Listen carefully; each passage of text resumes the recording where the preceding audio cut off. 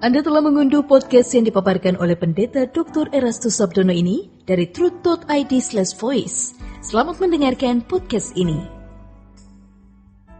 Shalom saudara sekalian, salam sejahtera dalam kasih Tuhan kita Yesus Kristus.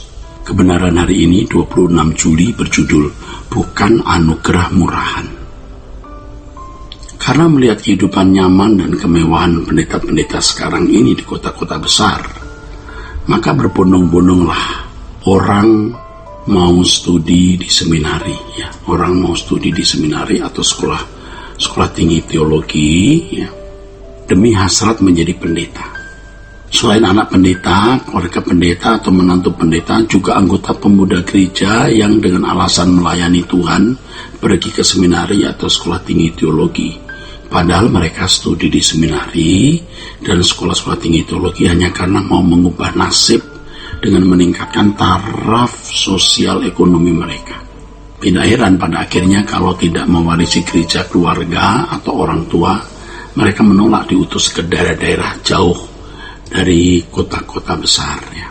Bahkan di antara anak-anak pendeta atau keluarga pendeta tersebut, ya, tidak mau mewarisi gereja dari gereja orang tua atau keluarga mereka di daerah karena kemiskinan ekonomi jemaat di daerahnya tersebut, ya, di daerahnya tersebut. Tidak sedikit mereka yang mengikuti pendidikan di seminari atau sekolah tinggi teologi didorong oleh gairah memiliki kekayaan yang dapat diraih dengan lebih mudah, ya, serta memiliki gelar sebagai nilai diri atau prestis, ya. Itulah sebabnya mereka biasanya bangga memperkenalkan diri dan mengaku sebagai hamba Tuhan. Kalau seminari atau sekolah tinggi teologi hanya melengkapi mahasiswanya dengan pengetahuan nalar teologi serta teknik-teknik pelayanan tanpa mengubah kodrat, maka mereka hanya meluluskan orang-orang yang nantinya menjadi pegawai-pegawai gereja atau pelayan gereja, tetapi bukan pelayan Tuhan. Ini berarti mereka masing-masing, ya saudaraku, melayani Tuhan yang sekedar menjalani hidup wajar seperti orang pada umumnya dengan profesi masing-masing. Akhirnya, mereka melayani Tuhan dalam tanda kutip hanya sekedar menjalani hidup wajar seperti orang pada umumnya dengan profesi masing-masing. Kalau jujur, di antara mereka sebenarnya tidak pernah mengerti puasnya kehidupan dengan segala tuntutannya. Seandainya, ya, mereka pernah bekerja di perusahaan, ya, di sebuah perusahaan di mana pegawainya dituntut untuk memenuhi target, mereka baru mengerti betapa tidak mudahnya menjalani hidup ini, ya. Betapa tidak mudahnya menjalani hidup ini.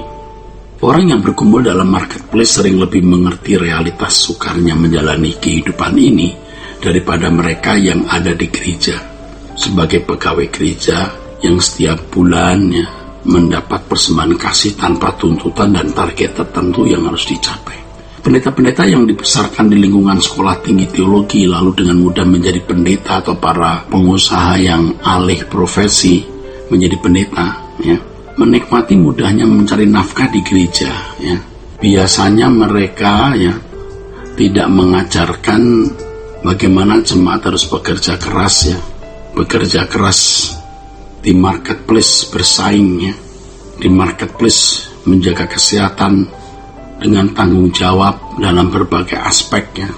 Sebaliknya pendeta-pendeta tersebut hanya menekankan mujizat dan doa yang bisa mengubah segala sesuatu dengan mudah. Mereka biasanya menjanjikan kehidupan yang mudah dijalani dengan doa-doa. Mereka juga mengklaim diri sebagai dekat dengan Allah, supaya bisa menjadi mediator antara jemaat dengan Allah. Kalau dalam dunia okultisme, orang-orang seperti ini berperan sebagai dukun yang menjadi mediator antara kekuatan gaib dengan pasien yang datang minta pertolongan. Dalam hal ini terjadi praktek perdukunan di dalam gereja. Kalau dukun menggunakan kuasa gelap, tetapi pendeta menggunakan kuasa Allah. Mereka tidak mengenal hakikat Allah secara benar, saudaraku. Mereka tidak mengenal hakikat Allah dengan benar. Allah disamakan dengan kuasa lain. Biasanya pendeta-pendeta seperti ini, ya, juga mengajarkan kebaikan dan kekuasaan Allah tanpa mengajarkan karakter atau hakikat Allah secara seimbang. Pasti mereka tidak mengajarkan betapa tidak mudahnya untuk mengalami dan memiliki keselamatan.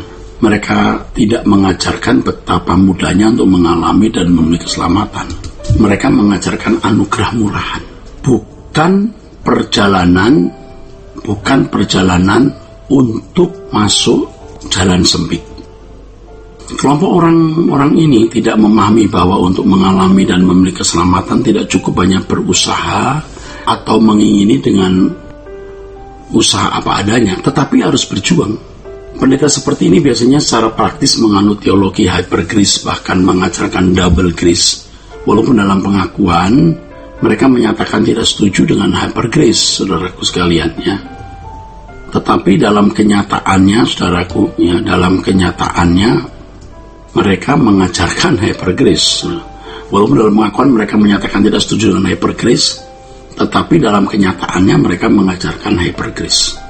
Dari khotbah yang mereka ajarkan dikesankan bahwa memperoleh keselamatan dan masuk surga itu bukan hal yang sulit. Tidak perlu ada perjuangan begitu.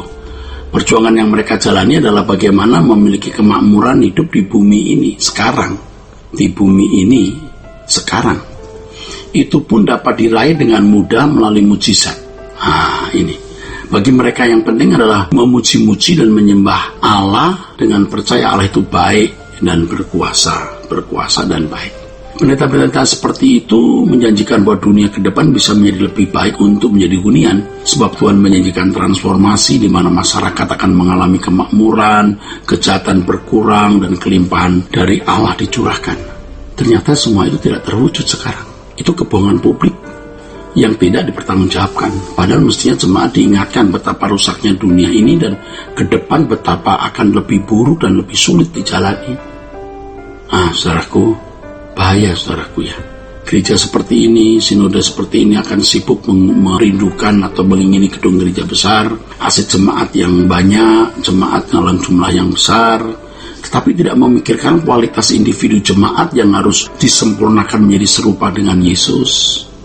Ya, ini sedih sekali saudaraku, dan ternyata banyak gereja-gereja seperti ini yang secara kasat mata itu ya kelihatan sukses saudaraku, berhasil ya, tapi sebenarnya mereka orang-orang yang gagal dalam mengiring Tuhan.